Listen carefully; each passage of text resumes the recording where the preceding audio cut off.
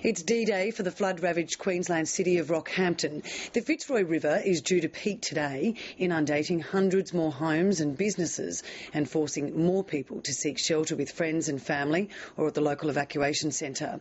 If the predicted flood peak of 9.4 metres is reached, the airport and the highways to the south and west could possibly be closed for weeks.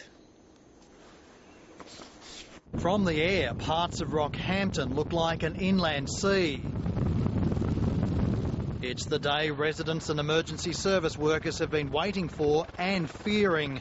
The flooded Fitzroy River is supposed to reach its predicted peak. We still are expecting a peak of 9.4 sometime later today. If it does, it'll break the 1991 record but fall short of the 1918 mark.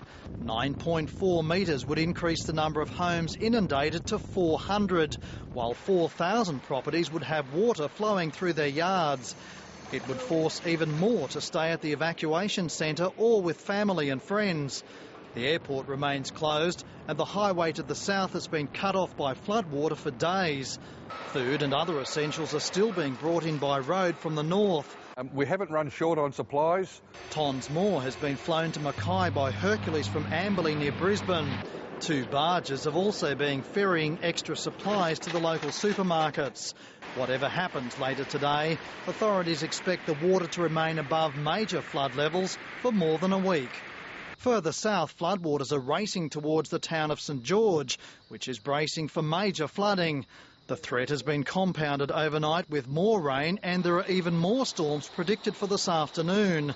About 3,000 people live in St George and authorities are predicting 80% of the town could be inundated next week when the Balonne River peaks. Authorities, though, are confident they'll save all but 30 houses, with the elderly evacuated from the nursing home.